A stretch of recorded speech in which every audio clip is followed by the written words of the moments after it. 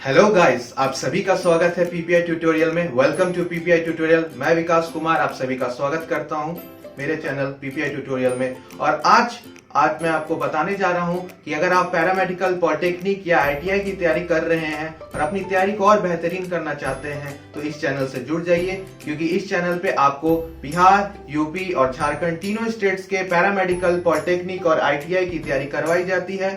और अपनी तैयारी को और बेहतर करना चाहते हैं तो इस चैनल से जुड़ जाइए। और क्लासेस और लेक्चर्स और लाइव टेस्ट और मॉक टेस्ट के द्वारा आपकी तैयारी को और बेहतरीन कराया जाता है। तो अगर आपने टेलीग्राम चैनल नहीं ज्वाइन किया है तो लिंक डिस्क्रिप्शन बॉक्स में है, अभी जाके टेलीग्राम चैनल ज्वाइन कर लीजिए। वहां पे आपको क्लास के नोट्स, पीडीएफ, मॉक टेस्ट और क्लास के टाइमिंग्स और स्केड्यूल सारे टेलीग्राम चैनल पे बताए जाते हैं। और इस चैनल से भी सब्सक्राइब कर लीजिए इस चैनल को, और यहाँ पे बेल आइकन भी दबा लीजिए, क्योंकि आपको हर बेल आइकन के साथ आपको नोटिफिकेशन मिलेगा हमारे प्रत्येक क्लास का। सो इस चैनल से जुड़ जाइए अपनी तैयारी को और बेहतर करने के लिए for Bihar, UP and Jharkhand paramedical, polytechnic और आईटीआई। चलिए अब इस क्लास को शुरू करते हैं। तो चलिए क्लास पे चलते हैं हम लोग, ठीक है।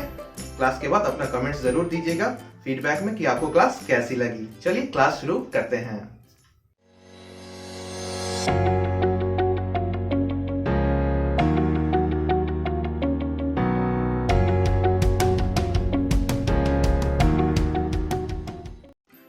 हेलो गाइस, आप सभी का स्वागत है पीपीआई ट्यूटोरियल में। Welcome to PPI tutorial. मैं विकास कुमार आप सभी का स्वागत करता हूं। और आज की इस वीडियो में आपने थंबनेल सही देखा है, हम लोग डिस्कस करने जा रहे हैं केमिस्ट्री के इंपॉर्टेंट क्वेश्चन, साइंस सेक्शन से इंपॉर्टेंट क्वेश्चंस जो आपके बिहार, यूपी और झारखंड के पैरामेडिकल, पॉलिटेक्निक और आईटीआई में पूछे जा सकते हैं। सो हम लोग इस वीडियो में केमिस्ट्री यानी रसायन भाग से, रसायन विज्ञान के भाग से हम लोग पढ़ने वाले हैं 10 इंपॉर्टेंट क्वेश्चंस जो कि आपके एग्जाम में भी आ सकते हैं। सो इस वीडियो में मैंने जो क्वेश्चंस लिए हैं, मैंने लिए हैं बिहार पैरामेडिकल डेंटल के पेपर से, जो कि 2018 में पूछा गया था। सो ये आपके लिए भी बहुत महत्वपूर्ण है, क्योंकि ये वीवीआई और इम्पॉर्टेंट क्वेश्चंस हैं। और आप सभी जानते हो कि सारे क्वेश्चंस एनसीईआरटी बेस्ड होते हैं। सो हर स्टेट के लिए एनसीईआरटी सिलेबस है आपके साइंस का पार्ट का।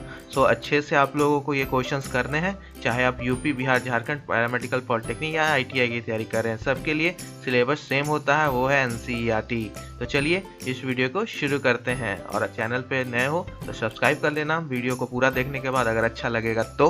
और टेलीग्राम चैनल भी ज्वाइन कर लेना, लिंक डिस्क्रिप्शन बॉक्स में है। आइए अब क्वेश्चन नंबर 1 देख लेते हैं। तो क्वेश्चन नंबर 1 में माय डियर स्टूडेंट्स क्या पूछा जा रहा है? सो क्वेश्चन नंबर 1 में पूछा जा रहा है कि which of the following will not show mutarotation, यानी which of the following will not show mutarotation. So कौन एक प्रवृत्ति आपका ध्रुवन घूर्णन प्रदर्शित नहीं करता है? तो plus lactose, plus maltose, minus fructose और प्लस सुक्रोज। तो कोई भी क्वेश्चंस करने से पहले हमें कॉन्सेप्ट पता रहना चाहिए कि ये किस चैप्टर से पूछा गया है और कौन से क्लास से। तो ये क्लास 12 का प्रश्न है, क्लास 12 का प्रश्न है, एनसीईआरटी का प्रश्न है, सबके लिए सेम है, polytechnic, paramedical, UP, Bihar, Jharkhand सबके लिए सही है। और ये चैप्टर किससे है? बायोमोलिक्यूल्स। किस चैप्टर से है? बायोमोलिक्यूल्स। बायोमोलिक्यूल्स बहुत इंपॉर्टेंट है, ठीक है। सो क्वेश्चंस में आपको म्यूटा रोटेशन पूछ रहा है। तो म्यूटा रोटेशन क्या होता है? म्यूटा रोटेशन क्या होता है? हम प्रत्येक क्वेश्चंस को हम लोग ऐसे ही डिस्कस करेंगे, ठीक है। तो म्यूटा रोटेशन क्या होता है? तो ये एक तरह का ऑप्टिकल रोटेशन होता है, ठीक है। क्या बोलते हैं इसको? Optical rotation. ऑप्टिकल रोटेशन होता है, ठीक है।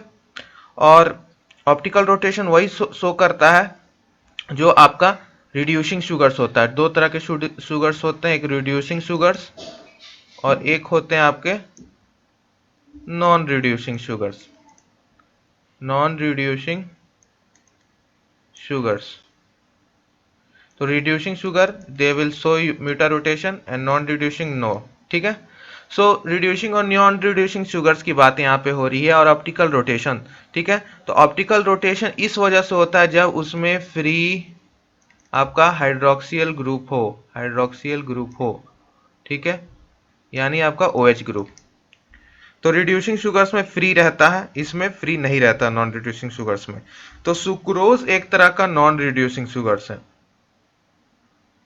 यानी इसमें फ्री आपका नहीं रहता हाइड्रोक्सी ग्रुप, हाइड्रोक्सियल ग्रुप। इसमें क्या होता है कि वो ग्लाइकोसाइडिक बॉन्ड, आपको जानते हो कि ग्लाइकोसाइडिक बॉन्ड से ये बनता है, तो ग्लाइकोसाइडिक बॉन्ड से ये जुड़ा हुआ रहता है, ठीक है, between glucose and fructose, glucose plus fructose के बीच में ग्लाइकोसाइडिक बॉन्ड, जिसकी वजह से ये फ्री नहीं रहता, नॉन रिड्यूसिंग में चला जाता है। बाकी आपका लैक्टोज हो गया, माल्टोज, फ्रक्टोज, सब में आपका हाइड्रोक्सियल ग्रुप यानी OH ग्रुप फ्री रहता है, जिसकी वजह से ये म्यूटा रोटेशन ईजिली शो कर पाते हैं। सो OH के ग्रुप के वजह से म्यूटा रोटेशन यहाँ शो होता है। तो विदाउट द हाइड्रोक्सियल ग्रुप आपका रिंग ओपन नहीं होगा एंड क्लोज भी नहीं होगा, देयरफॉर वो लोग म्यूटा रोटेशन में नहीं जाते, यानी ध्रुवन घूर्णन में नहीं जा सकते। तो non reducing sugar can not go under mutarotation. तो ये नॉन रिड्यूसिंग शुगर्स के जितने भी एग्जांपल होते हैं म्यूटा रोटेशन में नहीं जा पाते हैं। तो आपका डी हो जाएगा करेक्ट आंसर। बाकी ये दोनों क्या है, रिड्यूसिंग शुगर्स, या दीज आर रिड्यूसिंग शुगर। और पहला ही चैप्टर खोलिएगा तो पहला दूसरा पेज इसी के ऊपर है, रिड्यूसिंग और नॉन रिड्यूसिंग एनसीईआरटी पे। तो एनसीईआरटी को क्लास के बाद जरूर एक बार रेफर कीजिए अगर आप अपनी तैयारी को और बेहतर करना है तो। जाके मैंने चैप्टर्स बता दिया, पेज भी बता दिया कि पहला दूसरा पेज पे बायोमोलिक्यूल्स का यही आपको डिस्कस किया गया। और आपके एग्जाम्स में भी ये आ सकता है, बिहार में आया, झारखंड यूपी वाले पैरामेडिकल पॉलिटेक्निक में भी आ सकता है, ठीक है। तो चलिए नेक्स्ट क्वेश्चन पे चलते हैं। इसका क्या नाम होगा, मिथाइलामाइन। सो कौन सा अभिकर्मक एसिटामाइड के साथ CH3NH2 का उत्पाद करेगा, तो PCl5, NOH, NBr, soda lime और गर्म कॉन्सेंट्रेटेड एंड हॉट H2SO4। सो जब भी बात आती है एसिटामाइड को कन्वर्ट करने की मिथाइलामाइन की, तो ये एक नेम रिएक्शन है, ऑर्गेनिक केमिस्ट्री का पार्ट है नेम रिएक्शन, और ये बहुत बार पूछा जाता है ये नेम रिएक्शंस। तो इसका नाम क्या है आपका, तो बहुत बढ़िया नाम है, हॉफमैन ब्रोमोअमाइड, ठीक है, ब्रोमोअमाइड डिग्रेडेशन रिएक्शन, ठीक है, ये इस रिएक्शन का नाम है। सो इस रिएक्शन में क्या होता है, आपका एसिटामाइड का क्या फॉर्मूला होगा, तो आपका CH3CONH ट्वाइस। आपका एसिटामाइड को कन्वर्ट करना रहता है CH3NH2 में, यानी मिथाइलामाइन में। तो जब भी ऐसी बात आएगी कन्वर्जन की, तो आपको ये यूज करना होगा। तो इसमें हम लोग क्या डालते हैं, तो Br2, ठीक है, प्लस NOH, ये दोनों हम लोग डालते हैं, तब जाके ये कन्वर्ट होता है। तो ये क्या बनता है आपका, methylamine plus 2KBr plus Na2CO3 plus 2H2O। Balance कर लीजिए, इधर भी 4Na लगा दीजिए, देख लीजिए रिएक्शन बैलेंस है कि नहीं। Yes, reaction is balance. तो आपका ये प्रोडक्ट निकालने के लिए हमको Br और NaOH का जरूरी है। तो जब भी हॉफमैन ब्रोमोअमाइड डिग्रेडेशन रिएक्शन का बात आएगा, तो आपको ये वाला चीज यूज करना है रिएजेंट, ठीक है, NaOH Br2। तो नेम रिएक्शंस के लिए, नेम रिएक्शन यानी ये स्पेशल रिएक्शंस है, और इस टाइप का ये एग्जाम्स के लिए VVI है। तो इसको अच्छे से कर लीजिएगा, Hofmann bromoamide degradation reaction, organic chemistry class 12, ठीक है, ऑर्गेनिक केमिस्ट्री क्लास 12 का है। तो इसको अच्छे से कर लीजिएगा, ऑर्गेनिक केमिस्ट्री से हर साल एक प्रश्न रहता ही रहता है, ठीक है, तो इसको कर लीजिएगा, ठीक है। चलिए नेक्स्ट क्वेश्चन पे चलते हैं। सो आज ये क्वेश्चन नंबर 3 देखते हैं। क्वेश्चन नंबर 3 आपसे पूछ रहा है which one is a corrosive sublimate. तो आपको बताना है कि कोरोजिव सब्लिमेट किसे कहते हैं, SnCl2, Hg2Cl2, HgCl2 या SnCl4, ठीक है। ये वन लाइनर क्वेश्चन है, तो इसमें पूछ रहा है कि कोरोजिव सब्लिमेट किसे कहते हैं। तो करेक्ट ऑप्शन आपका होगा सी, HgCl2 को हम लोग कहते हैं, ठीक है। तो ये सब्लिमेट का मतलब क्या होता है कि on heating has corrosive action. तो ऑन हीटिंग करने पर इसको कोरोजिव एक्शन शो करे, तो इसको हम लोग बोलते हैं सब्लिमेट, ठीक है। तो ये कोरोजिव सब्लिमेट का एक एग्जाम्पल हो गया। तो ये एग्जाम्पल बेस्ड क्वेश्चन है, कोरोजिव सब्लिमेट। तो करेक्ट आंसर सी हो जाएगा। चलिए नेक्स्ट क्वेश्चन को चलते हैं, ठीक है। तो चलिए नेक्स्ट क्वेश्चन पे चलते हैं। नेक्स्ट क्वेश्चन आपसे क्या पूछ रहा है, ये इक्विलिब्रियम का सवाल है, चैप्टर नंबर 7 क्लास 11th का एनसीईआरटी का। तो इसमें पूछ रहा है कि अभिक्रिया आपको दे रखी है 2A gas plus B gas जो साम्य अवस्था पर है आपका, यानी जो ये साइन है वो शाम अवस्था का इक्विलिब्रियम का साइन है, ठीक है। तो इक्विलिब्रियम का साइन है और 3C गैस और D यानी रिएक्टेंट प्रोडक्ट आपको दे रखा है, बीच में आपका इक्विलिब्रियम का साइन है 2A और B आपका रिएक्टेंट है और इनका कॉन्सेंट्रेशन 1m है, ठीक है, 1 मोलैरिटी है एट इक्विलिब्रियम, ठीक है। तो एट इक्विलिब्रियम आपका D का कितना है 0.25, ठीक है। तो 0.25 D का आपका दे रखा है एट इक्विलिब्रियम। तो आपको यहाँ से निकालना है कि आपका K इक्विवेलेंट क्या होगा। तो K इक्विवेलेंट निकालने के लिए हम लोगों को रिएक्शन लिखनी होगी। तो एक रिएक्शन आइए नीचे लिख लेते हैं रिएक्टेंट प्रोडक्ट का, यानी 2A,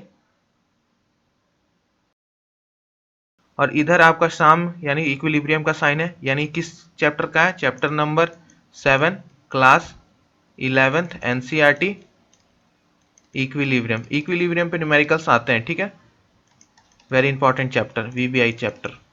सो आपको यहाँ रिएक्शंस क्या फिर 3C प्लस D, तीनों क्या आपके गैसियस गैसियस गैसियस एवं गैसियस, ठीक है, तीनों आपका गैसियस गैसियस गैसियस पे।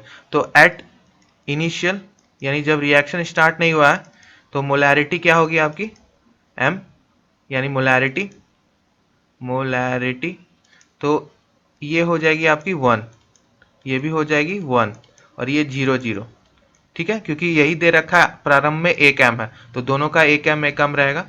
तो 1m 1m भी लिख सकते हो, नहीं भी लिख सकते हो, कोई दिक्कत नहीं। लेकिन जब इक्विलिब्रियम पे हो जाएगा एट इक्विलिब्रियम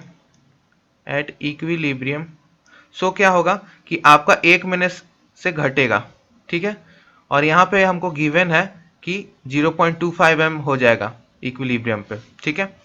तो यहाँ से जितना भी था, क्योंकि कॉन्सेंट्रेशन कम होगी ना, 1m से इधर जाएगी ना, रिएक्टेंट जब प्रोडक्ट में बदलेगा तब आपको कॉन्सेंट्रेशन कम हो जाएगी रिएक्टेंट्स की। तो 1 में से आपको 2x माइनस हो जाएगा। अब यहाँ पे x क्या है, तो x आपका यही है 0.25m, तो इसको माइनस कीजिए क्योंकि जो D का है वही A B C तीनों का वही रहेगा इक्विलिब्रियम पे कॉन्सेंट्रेशन। सो 1 माइनस 2x यानी 2 इंटू 0.25, तो कितना आ रहा है आपका 0.5, ठीक है। तो 1 में से 50 घटा दीजिए 0.5, तो 50 0.5 बचा। यहाँ भी सेम करना है, लेकिन यहाँ पे क्या होगा आपका 1 माइनस 0.25 होगा सिर्फ, ठीक है, क्योंकि एक ही है x, 2x नहीं होगा, क्यों, क्योंकि 2 लिए हैं, क्योंकि मोलर कोफिशिएंट है, यहाँ पे 1 है तो आराम से ये 0.75 हो जाएगा, ठीक। अब आ जाइए इस क्वेश्चन पे इधर साइड। तो इक्विलिब्रियम पे ये क्या हो जाएगा 3 है ना, तो ये आपका 3 इंटू 0.25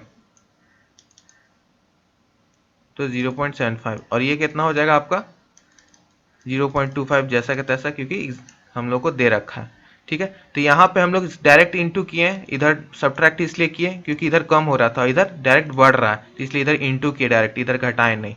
तो रिएक्टेंट साइड और प्रोडक्ट साइड दोनों अलग चीज़ करना हम लोग को। तो आपको दिख रहा है यहाँ पे क्या आ गया, सबका वैल्यूज आपको आ रखी है, सबका वैल्यूज आ रखी है। अब मैं ऊपर यहाँ पे फाइनल के इक्विवेलेंट आपको लिख के दिखा रहा हूँ, ठीक है। तो इस टाइप का रिएक्शंस आपको आ सकता है, बस ये बहुत इजी रिएक्शन है, इसमें ज़्यादा कुछ करना नहीं था। सो आपको क्या करना है, अब बस रिएक्शंस लिखना है। तो रिएक्शंस लिखने के लिए आपको क्या करना होगा, आपको इक्विलिब्रियम का नॉलेज होना चाहिए। तो यहाँ पे क्या करा, के इक्विवेलेंट लिखना है हमको, ठीक है। तो सबसे पहले ऊपर क्या लिखा था, प्रोडक्ट, ठीक है, तो प्रोडक्ट्स का लिख देना है। तो प्रोडक्ट्स क्या आपका, प्रोडक्ट का कॉन्सेंट्रेशन तो 0.75 यानी सी का, तो 0.75 और इसके ऊपर 3 पावर रहेगा क्योंकि कोफिशिएंट में 3 है, तो 3 हो गया। अब डी का लिखना है, तो डी का क्या हमको एज इट इज दे रखा है, कोई है इसके आगे कोफिशिएंट नहीं है तो जस्ट एज इट इज लिख दीजिए। अब प्रोडक्ट का तो हो गया, अब रिएक्टेंट का नीचे लिखाएगा, तो ए का लिखना है, ठीक है, ए का, तो ए का आपका क्या है 0.5, तो 0.5 दे दीजिए कॉन्सेंट्रेशन का साइन, आगे में मोलर कोफिशिएंट 2 है तो 2 लग जाएगा। अब बी का लिखते हैं, तो बी का क्या निकला था 0.75, तो 0.75 कॉन्सेंट्रेशन, कुछ है आगे नहीं है तो एज इट इज। अब मिलाइए, ऐसा कहाँ मिल रहा है, तो ये आपको ऑप्शन नंबर बी में मिल रहा है, तो करेक्ट ऑप्शन हो जाएगा आपका बी। तो ये इक्विलिब्रियम का सवाल था, के इक्विवेलेंट निकालने के लिए आपको प्रोडक्ट का ऊपर कॉन्सेंट्रेशन, रिएक्टेंट का नीचे लिखना पड़ता है, ठीक है। तो बस निकालिए एट इनिशियल पे इनिशियल पे 1 1 रहेगा और 0 0 रहेगा प्रोडक्ट का। ये रिएक्टेंट है, ये प्रोडक्ट है, और एट इक्विलिब्रियम पे माइनस कर देना होगा आपको और इधर मल्टीप्लाई कर देना होगा, और डी का दे रखा था 0.25। तो बस इतना इजी न्यूमेरिकल था, इसमें कुछ करना था क्या, जस्ट आपको नॉलेज होना चाहिए, बेसिक नॉलेज भी होता आपको इक्विलिब्रियम का और है भी, तो आपको ये सॉल्व हो जाएगा। सो ये बहुत इजी क्वेश्चन, बहुत इजी न्यूमेरिकल्स था। चलिए नेक्स्ट क्वेश्चन पर चलते हैं, एक बार इक्विलिब्रियम जरूर देख लीजिएगा, ठीक है। चलिए हम नेक्स्ट क्वेश्चन पे चलते हैं। आइए नेक्स्ट क्वेश्चन पे देखते हैं। तो नेक्स्ट क्वेश्चन आपसे क्या पूछ रहा है, which one is involve in the structure of both and vulcanised rubber. तो प्रोटीन्स और वल्कनाइज्ड रबर, तो वल्कनाइज्ड रबर से आपको क्या याद आ जाता है कि सल्फर। जहां भी वल्कनाइज्ड रबर या वल्कनाइजेशन का बात होगा वहां पे हम लोग सल्फर का बात करेंगे। और ये किस चैप्टर से है, आपका पॉलीमर्स चैप्टर से।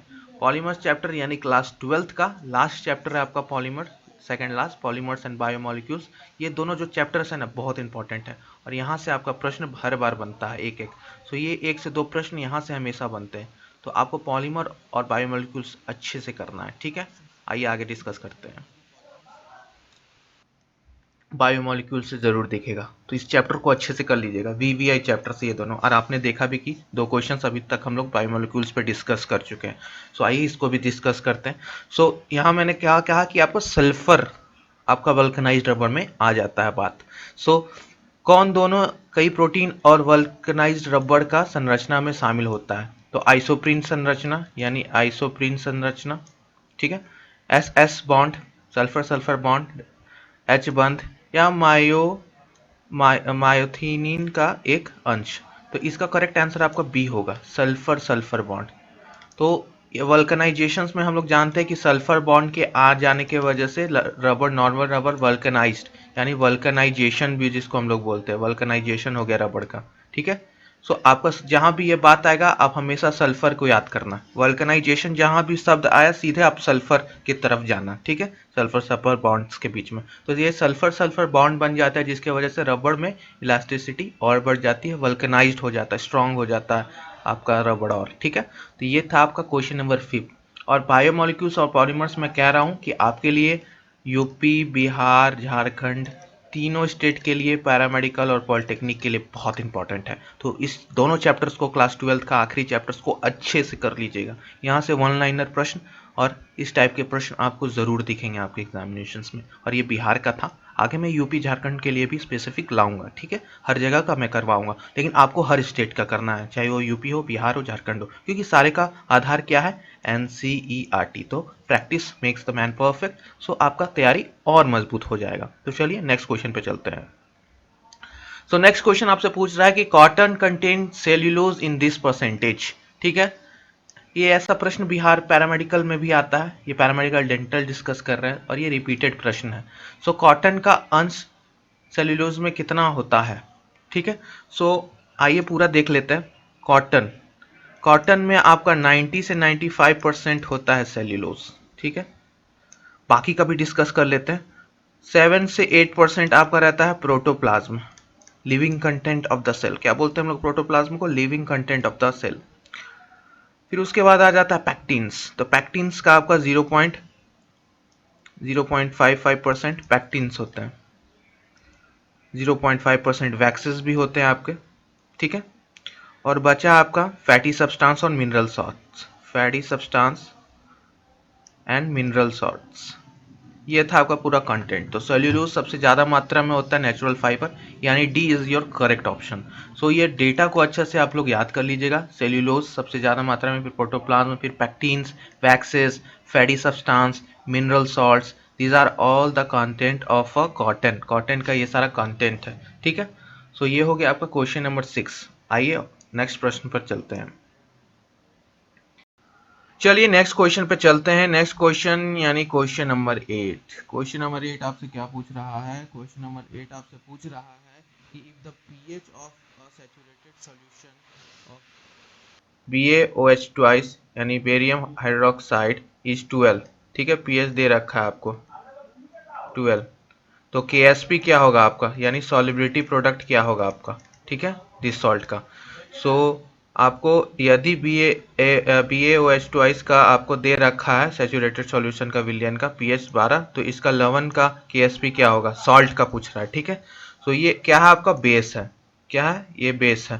तो हमको कैसे क्या करना होगा, सबसे पहले हम लोग को पता है कॉन्सेप्ट, ये कहाँ का है, इक्विलिब्रियम का है। क्लास 11 चैप्टर नंबर 7, यहाँ से न्यूमेरिकल्स पूछे जाते हैं बहुत।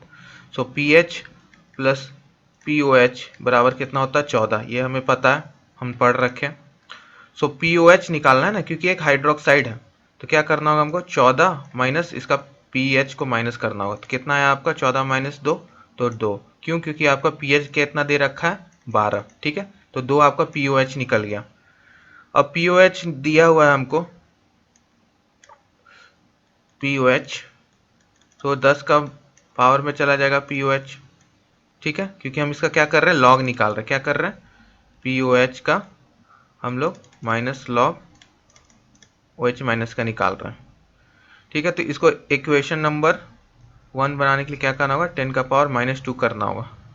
क्यों, क्योंकि यहाँ पे हम लोग 2 निकाल रखे हैं। ठीक, तो ये आपका इक्वेशन 1 चला गया। अब हमको यहाँ पे इक्वेशन दे रखा है। अब यहाँ पे सेकंड स्टेप में आ जाइए, बेरियम हाइड्रोक्साइड। तो ये टूटेगा तो क्या बनेगा, Ba2 प्लस 2OH माइनस, यही रिलीज करेगा। तो एट इक्विलिब्रियम यानी शाम पर इक्विलिब्रियम आपका Ba2 प्लस एक्स मान लिए, तो OH माइनस 2 क्या होगा, 2x देगा, क्योंकि 2 है इसमें। ठीक, तो सिंस आपका 2x बराबर क्या आपका निकला, 10 का पावर माइनस 2 यहाँ से। ठीक है, इक्वेशन नंबर फर्स्ट से ये वाला चीज़ लिए। ठीक है, यहाँ वाला इक्वेशन से। सो इसमें क्या हुआ आपका, देयरफॉर x निकला आपका कितना, 10 का पावर माइनस 2 डिवाइड 2, 0.5 इंटू 10 का पावर माइनस 2, ये आपका निकल गया। ठीक, तो आपका x क्या निकला, x आपका निकला, कलर चेंज कर दे रहा हूँ, x आपका निकला 0.5 इंटू 10 का पावर माइनस 2। अब इसका KSP निकालना है, सॉल्युबिलिटी प्रोडक्ट। तो सॉल्युबिलिटी प्रोडक्ट यानी कॉन्सेंट्रेशन ऑफ Ba2 प्लस का इंटू OH माइनस का कॉन्सेंट्रेशन। ठीक है, तो ये ट्वाइस हो जाएगा क्योंकि 2 रिलीज हो रहा है। तो वो क्या हो जाएगा आपका 0.5 इंटू 10 का पावर माइनस 2। ठीक है, फिर उसके बाद 10 का पावर माइनस 2 रहेगा, ये इस पर ट्वाइस चढ़ा दीजिए। तो आपका ओवरऑल क्या है, आपका 0.5 इंटू 10 का पावर 6। इसको हम लोग क्या लिख सकते हैं, 5 इंटू 10 का पावर माइनस 7। तो ये आपका आंसर आ गया, यानी ऑप्शन नंबर बी। सो इस तरह से आपको न्यूमेरिकल सॉल्व करना है। क्लास के बाद एक बार फिर से नहीं समझ में आया तो एक बार फिर से रिपीट करके देख लीजिएगा वीडियो को। ठीक है, तो आपको बस यहाँ pH POH का यानी pH के ऊपर सवाल था, और आपको यहाँ पे पहला इक्वेशन निकालना है। ठीक है, क्योंकि हम लोग क्या जानते हैं, आपका POH equal to minus log OH minus, तो बस वही पुट कर देना है। तो POH का क्या हो जाएगा, आपका 10 का ऊपर चला जाएगा। बस यही करना था, तो ये चीज़ समझ में आ जाएगी, सारी चीज़ें समझ में आ जाएगी। ठीक है, तो चलिए नेक्स्ट क्वेश्चन पे चलते हैं, क्वेश्चन नंबर 9। चलिए नेक्स्ट क्वेश्चन पे चलते हैं, क्वेश्चन नंबर 9। क्वेश्चन नंबर 9 आपसे क्या पूछ रहा है माय डियर स्टूडेंट्स, इसमें पूछा जा रहा है कि एसिटोफिनोन क्या है।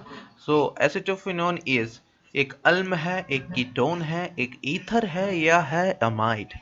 तो आपको बताना है एसिड है, कीटोन है, या ईथर है, या अमाइड। तो एसिटोफिनोन है क्या, तो ये ऑर्गेनिक का केमिस्ट्री का प्रश्न है, कार्बनिक रसायन का। तो आपको बताना है एसिटोफिनोन है क्या। सो एसिटोफिनोन का मैं स्ट्रक्चर ड्रॉ करता हूं, उसके बाद शायद आपको आंसर खुद आ जाए। ठीक है,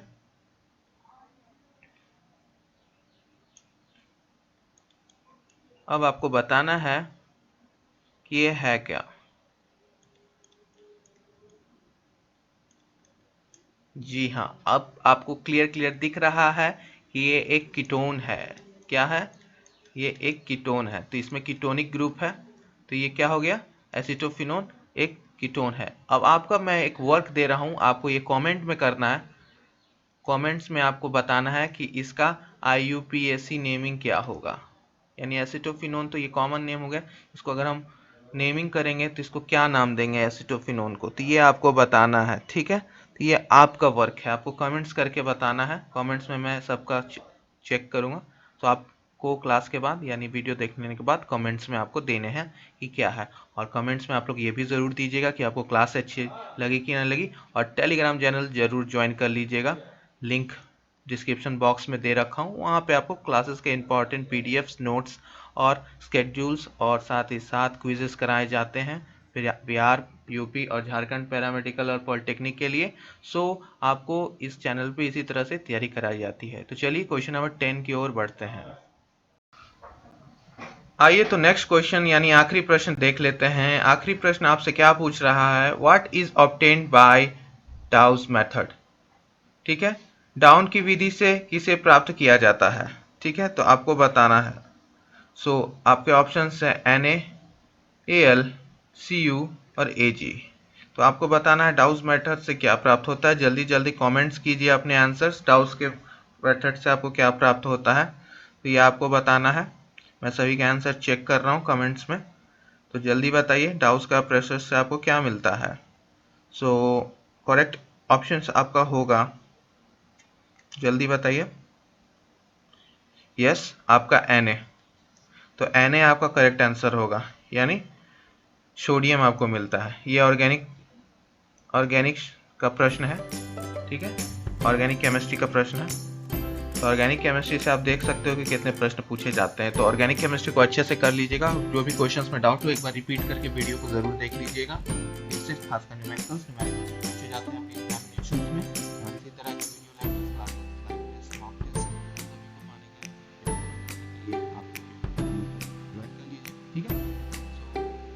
टेलीग्राम चैनल ज्वाइन ना करना भूलिएगा। क्लास अच्छी लगी होगी तो जरूर कमेंट करके बताइए, ज़रूर कमेंट करके बताइएगा, और लाइक सब्सक्राइब शेयर करना ना भूलें इसी तरह के लेक्चर्स पाने के लिए। तब तक के लिए हंसते रहिए, मुस्कुराते रहिए और पढ़ते रहिए। Keep studying and bye bye.